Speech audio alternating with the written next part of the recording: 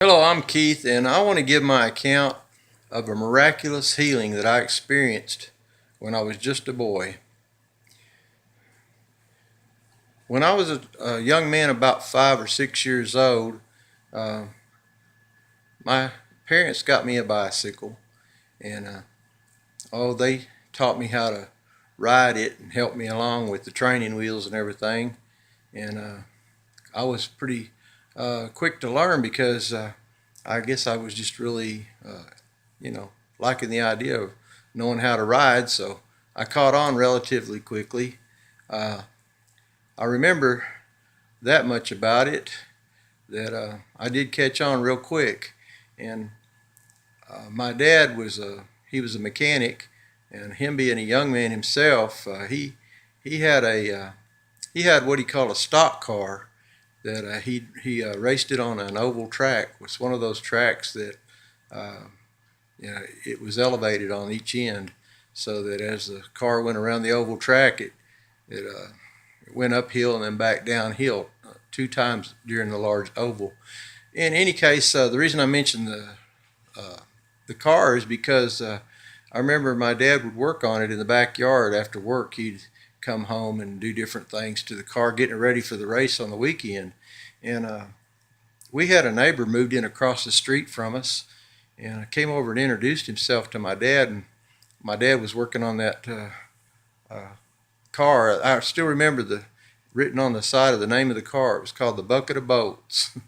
It was a kind of a raggedy looking thing, but in those days, it pretty much was just a shell of a car. It had some bars in it to protect you in case you rolled it over, keeping it from collapsing. But anyway, the only reason I say about the car or the neighbor is because that this neighbor, uh, he uh, he came over and introduced himself to my dad, and I guess days and weeks must have gone by, and uh, this this man introduced my dad to the church that he was going to. He invited him to church, and my dad agreed to go. And anyway, uh, before long, well, my dad had he had become uh, I guess he was listening to the preaching, and things were resonating with him. And it wasn't too long before my dad, had made a commitment to Christ, and he was a new believer.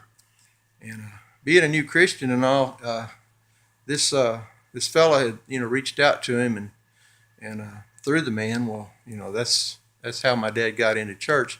Before that, the only thing that my dad really told me, that as far as from his family was concerned with church, was the school that he went to was a church school, and it was one of those churches that uh, I don't know a whole lot about it, but from what he said, they didn't really encourage a lot of questions and things about you know the Bible or anything like that. But they kept well, they pretty much kept getting aggravated him because he was asking a lot of questions, and he said they finally ended up kicking him out of the school because they just thought he was asking too many questions. He said he was sincere. He said they may have thought I was just being a smart aleck. He said, but I really wasn't. He said I was just curious. But the only reason I mention all of that is because my dad has he was a good man. He wasn't a bad guy. You hear different people's stories about their father being you know angry and coming home and being mean and them being afraid. My dad wasn't like that at all. He was a good guy. He was just working hard, supporting his family, and he had a hobby racing a car. And um, I just don't remember anything bad about him at all. But what happened was, after a short time after I learned to ride that bicycle, that I started. Our hill. There was a hill where we lived. We lived at the top of a hill, and it was a paved street. And I was riding along with some other kids, and I happened to notice, some of the other kids, they'd been riding longer than I had, and one of them was riding down that hill, and he wasn't holding on to the handlebars, and that just impressed me. And I was just thinking, well, if he can do it, I can too. But honestly, the first time I tried it, I ended up crashing. The neighbor said when my head hit the ground, it sounded like a shotgun went off or something. It made a whole lot of noise, and I don't remember the moment that I was hit, when my head hit the ground. But um, And I guess part of this, the picture that I remember them carrying me in was probably my mother telling me about it, because I don't see how I could have really remembered that because I was unconscious apparently when they picked me up. And my mother was actually across the street at the neighbor's house, the one that had, where the dad had came over and introduced himself to my dad and got him, going to church. My mom had become friends with his wife, so she was over there visiting the lady. Her name was Edith. And they carried me in, and the story that I remember hearing about that was that my mother, she was upset when they carried me in because I couldn't talk any sense, and she was asking me questions. And of course, when I couldn't answer it, it really scared her. And she finally threatened me. She said, "Look, if you don't answer me, I'm going to slap you." I'm sure she was not trying to be mean. She was just scared.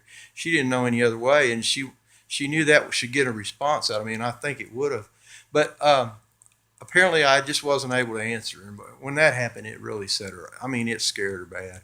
And so what they ended up doing, parts of this I remember. They took me to the doctor and they X-rayed my head, and they showed the X-rays to my parents, and they told my parents that this boy he's got brain injury. He says that it's very serious. And what they told my parents, was that if he lives, he'll be in a vegetable state. Now, I don't know really how they could have known that. Apparently, they'd seen a lot of X-rays and been exposed to that kind of thing. But my parents believed them, and well, I say they believed them. I don't know what else they could have done because they were young and they, just hadn't been around anything like that before. But this part I do remember. I remember being in our house. I was in the bed, and someone came over, a man that I guess he knew my parents. And I don't know why he came over, but I guess he was visiting him. It was almost like he had brought something over there. But I remember I didn't realize the severity of it. I had become conscious, later, obviously. But when I tried to stand up and get out of the bed, I'd just fall to the floor. I just couldn't balance. I couldn't stand up. And at the young age I didn't realize, that was a scary thing. To me, it was just like, watch this.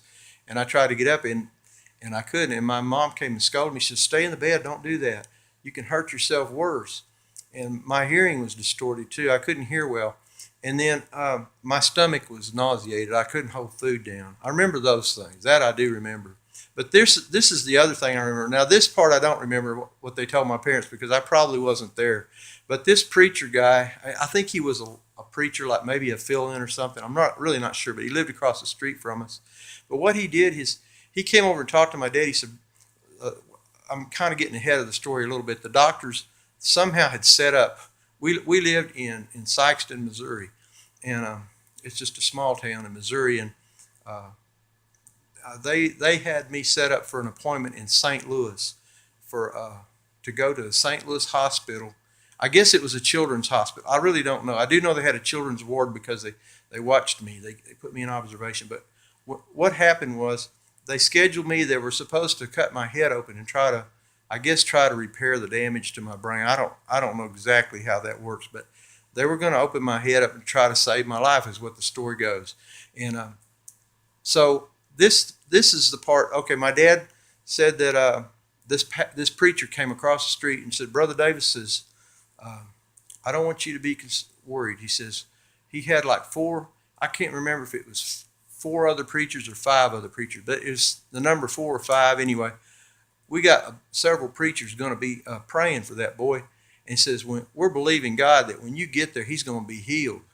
And of course, my dad hadn't had any experience with anything like that before that I know of. But they did put me in the car, and this is the part that I remember and I'll never forget. I was in the back seat of that car laying down asleep on the trip from Sikeston, Missouri to St. Louis, Missouri. And I guess it was somewhere in the outskirts, because when I sat up in that car, it's like we were in the outskirts of the big city. And if you've ever been in the big city, you know basically what that looks like. And I sat up, and I was perfectly normal from that moment. The moment that I sat up in the back of that car, I remember I was thirsty, and I said, "I want a Pepsi." I guess that was my favorite drink at the time, but that's what I did. I said, "I want a Pepsi." And you know what? They took me on to that hospital, and I remember a couple of doctors, feeling all over my head, asking where I'd bumped my head, and they ended up putting me in this little bed in a, I guess it's a ward. It was a kind of a big room. It had a bunch of beds in it. And to be honest, I don't remember seeing anybody else in there. I'm talking about any other children. But I just remember I was bored silly, but I was totally normal. My parents even came back and brought me some comic books. I don't remember if I stayed there 2 days or maybe just one long day and it seemed like forever. I don't know. But I remember I was pretty bored, and I was normal though. They never did, they released me. They never did find anything wrong with me after that. So, you know what? To me, that was an early age to start out and seeing, a miraculous healing, and it's just stuck with me, and it's helped me to have a pretty good amount of faith as far as asking for people to be healed, and I didn't have any faith as a kid. I just I didn't know anything, but I definitely remember the result of that is having people pray for me, and I'm really thankful for that. I just don't really believe I'd be standing here today, if that hadn't happened. And I'm really thankful for it. I just really feel compelled to share that story, and that's why I'm making this video. So that's my humble story of how it happened, way back when I was, about 5 years old, and I'm in my 60s now, so that was quite a while back. So anyway, I just praise God for it, and I'd like to encourage anybody, keep the faith. If you get in a tight spot, God does hear prayer. He answers prayer. I don't understand everything about it, but I do know He healed me, and I just praise God for it. Thank you.